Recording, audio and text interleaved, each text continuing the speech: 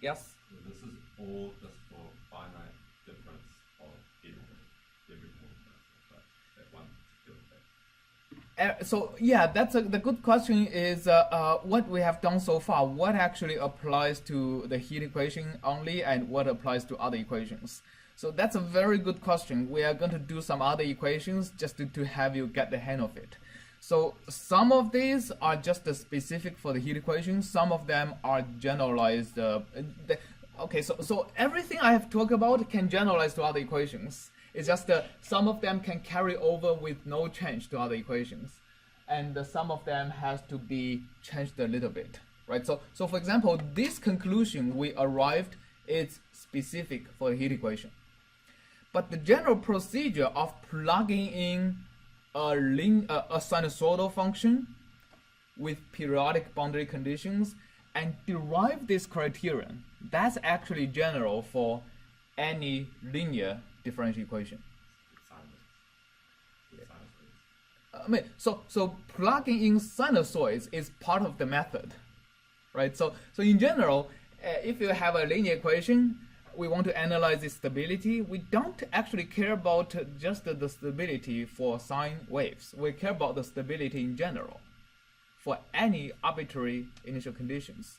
But we know that any arbitrary initial condition can be decomposed using Fourier series, and every component of the Fourier series is a sine wave.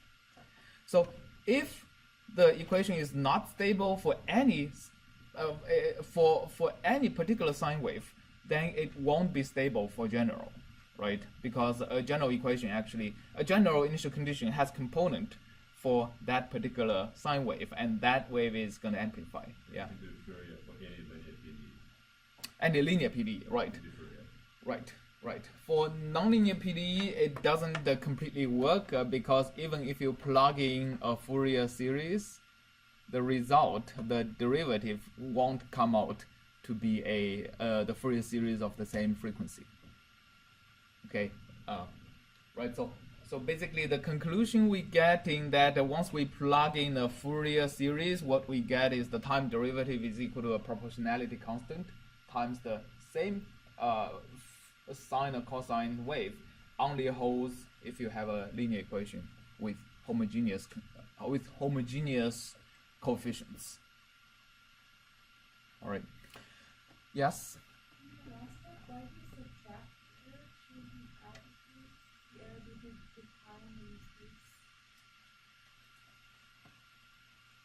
Why do I subtract the error? Oh, yeah.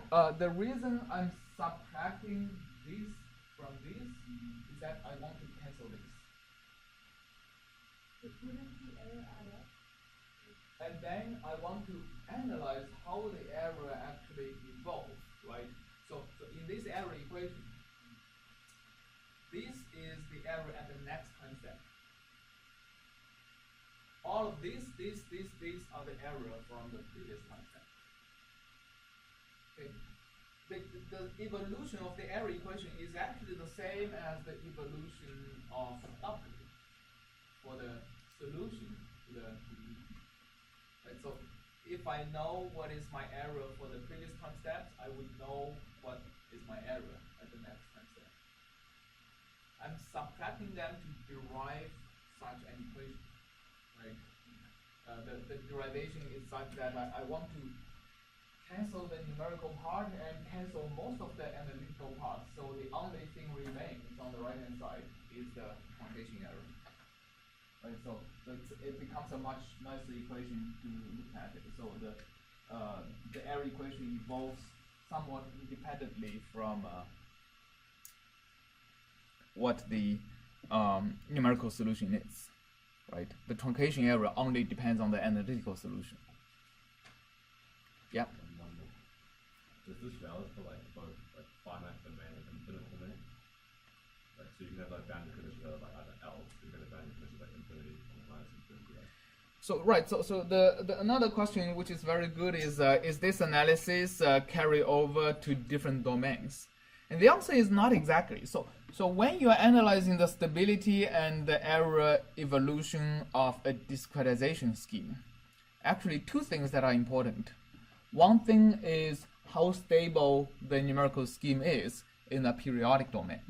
So this analysis covers that. And in addition to that, the boundary condition may also affect the stability in non-trivial ways. And how stable the boundary condition is, and in particular how stable the numerical discretization of the boundary condition is actually not covered by this analysis, because this only applies to domains without boundaries.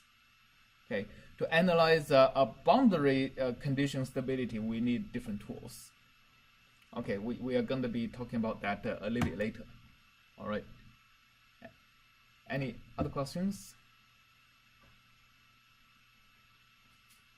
Okay, so what we are saying is that if I'm not satisfying this stability criterion, then the error equation is also not satisfying the stability criterion, right? Which means if I have even a small truncation error, that truncation error would create a non-zero error initially, and that non-zero error is going to amplify exponentially. Therefore, my solution is going to be very bad.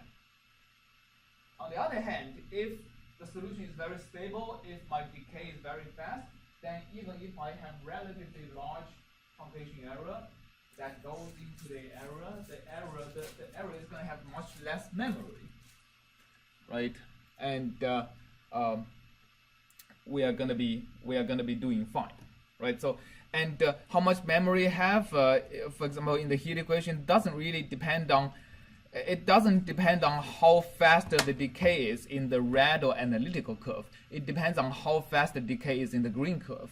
So for error that is in this frequency, the error decays the fastest, right? The solution is most stable. But again, if you introduce an error at this frequency, we are not so lucky, because even though the analytical solution has extremely fast decay for that frequency, the numerical scheme does not have very fast decay, and I would still have a relatively large error if I introduce some error in this frequency.